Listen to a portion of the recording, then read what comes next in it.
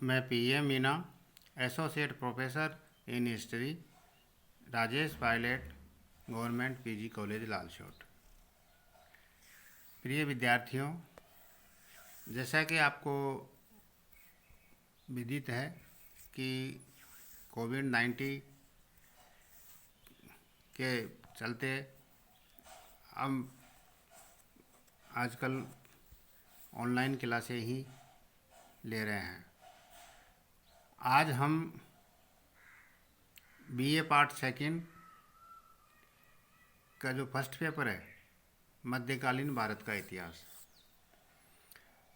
उसके अंतर्गत जो हमारा पिछला वीडियो में अपन बलबन पर चर्चा कर रहे थे, बलबन का राजत्व सिद्धांत, उसी कड़ी को आगे बढ़ाते हुए आज हम चर्चा करेंगे बलबन की अन्य नीतियों की। उसमें पहली नीति थी उसकी 40 के मंडल का नाश।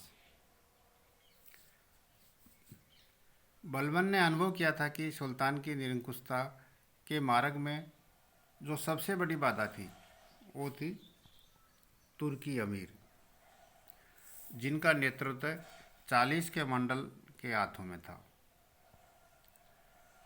प्रमुख तुर्की अमीरों के इस मंडल ने सुल्तान को अपने हाथों में कठपुतली बना लिया था और सल्तनत के सभी महत्वपूर्ण जागीरें तथा पद आपस में बांट लिए थे। इस मंडल का प्रादुर्भाव इल्तुतमिश के समय में हुआ था और इसके सभी सदस्य प्रारंभ से ही उसके गुलाम थे।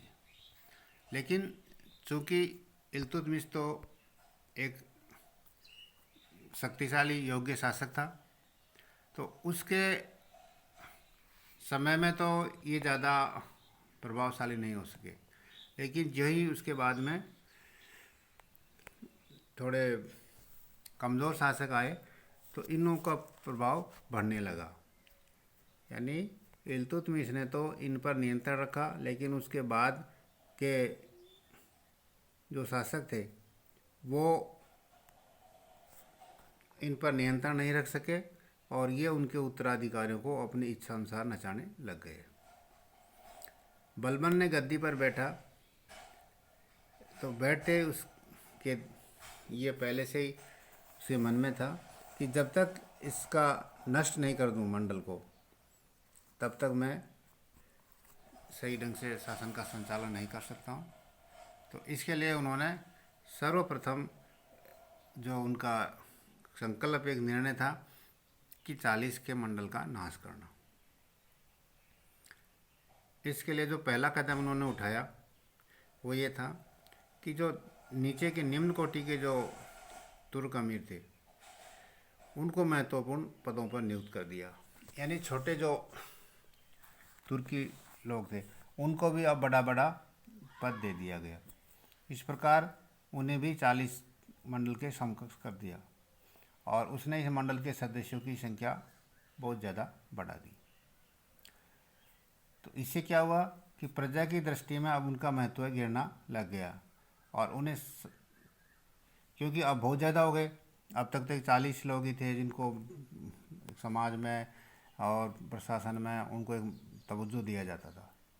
लेकिन जब उनकी संख्या इन्होंने सैकड़ों में कर दी तो अब एक सामान्य बात हो गई मंडल का सदस्य होना। तो इस तरह से उनके प्रभाव को कम करने का प्रयास किया। दूसरा जो काम किया वो इन मंडल के जो सदस्य थे उन पर कठोर कार्रवाई की। यानी उनके द्वारा किए हुए छोटे छोटे अपराधों के लिए भी उन्होंने कठोर दंड देना शुरू कर दिया, जबकि इससे पहले उन्हें कोई दंड दिया नहीं जाता था। बदायूं के गवर्नर थे मलिक बकबक, जो एक प्रमुख अमीर और 40 का सदस्य था। उसने अपने नौकर को इतना पीटा कि उसकी मृत्यु हो गई। हालांकि उस युग में इनके द्वारा इस प्रकार से पीटना और सज़ा देना एक आम बात थी और उनके लिए इनको किसी प्रकार का दंड नहीं मिलता था। लेकिन बलबन ने जब इसे जनता के सामने इसको पीटा तो ये अपने आप में बहुत लज्जित हो गया उस अपराध के लिए, और जो दंड उसको मिला उसके लिए। तो इस तरह से वो अपना जो प्रभाव था जनता में वो उसको ख़त्म कर लिया। इसी प्रकार हम देखते हैं कि एबाद खां जो अवध का शासक था, उसने नशे में एक व्यक्ति का वध कर दिया। बलबन ने आज्ञा दी कि हेबात खां को 500 कोड़े लगाए जाए और उसे उस मृत व्यक्ति की विधवा को सपुर्द कर दिया जाए।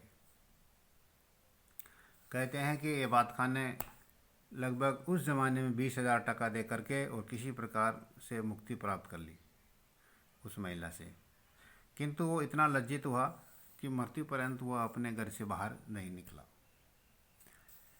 और अपना जो उस मंडल में जाकर के जो प्रभाव था वो उसका ख़त्म हो गया, उसकी गतिविधियों में भाग लेना बंद कर दिया।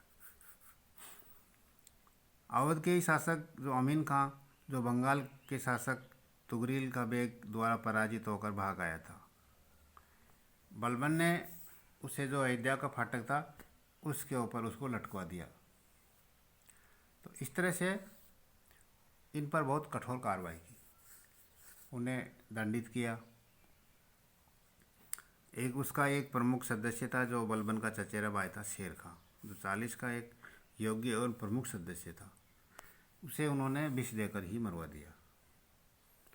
और शेर खां की मृत्यु के बाद में ऐसा कोई विरोधी नहीं रहा जो बलबन को पूर्ण निरंकुशता के मार्ग में कांटा सिद्ध हो सके।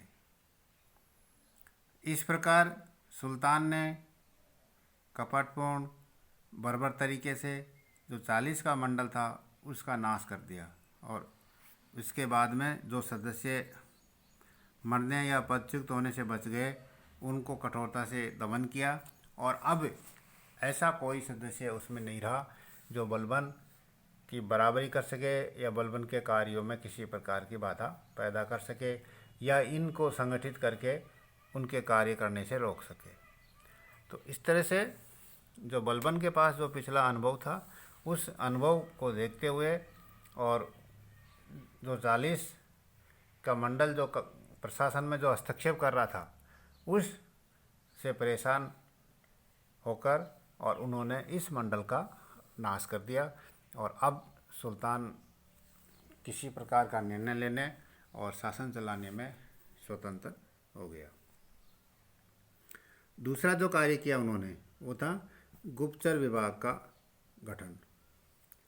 बलबन अपनी निरंकुश नीति को क्रियान्वित करने के लिए इसीलिए सफल हुआ कि राजधानी तथा प्रांतों में होने वाली घटनाओं तथा अमीरों सरकारी पदाधिकारियों की आकांक्षापूर्ण योजना के संबंध में उसे सही समय पर शीघ्रता से समाचार मिलते थे। और वो इसलिए मिलते थे क्योंकि उन्होंने अपनी जो गुप्तचर व्यवस्था है उसको बिल्कुल संगठित करके और सब जगह उन्होंने तैनात कर रखी थी।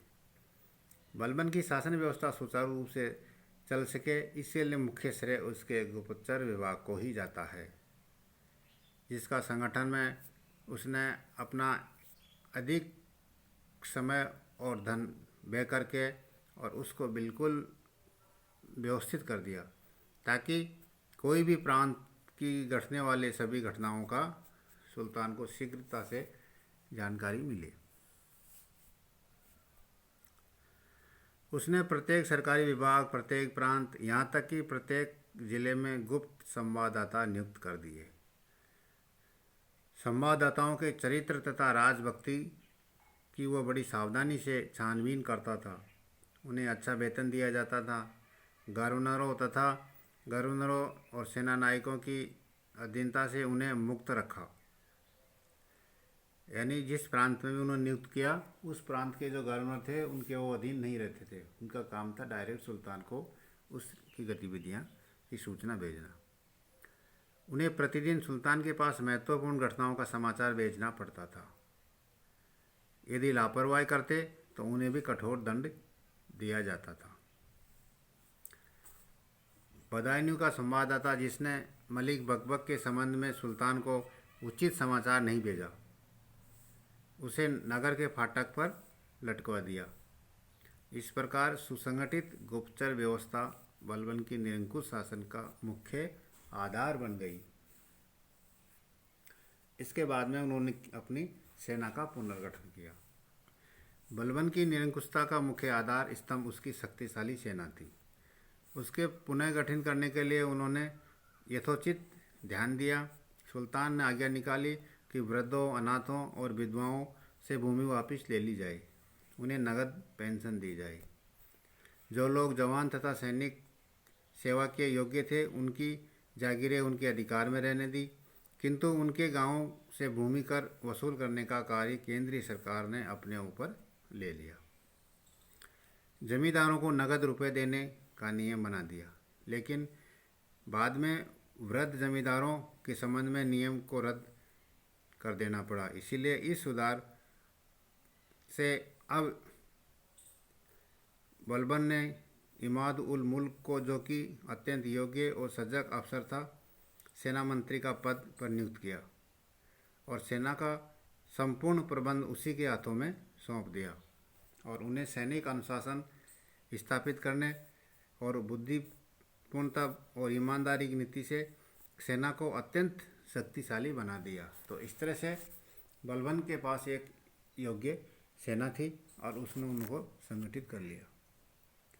आखिर में हम देखते हैं कि बलबन का मूल्यांकन। बलबन दिल्ली की जो सल्तनत जिस समय शासक बैठा था, उस समय सुल्तान का जो प्रभाव बिल्कुल समाप्त हो चुका था। उसको पुनः स्थापित करने के लिए बलबन का बहुत बड़ा योगदान है और जो दिल्ली सल्तनत का जो राज्य, नवगठित राज्य था, उसको संगठित करने में भी उसका बहुत बड़ा योगदान रहा है।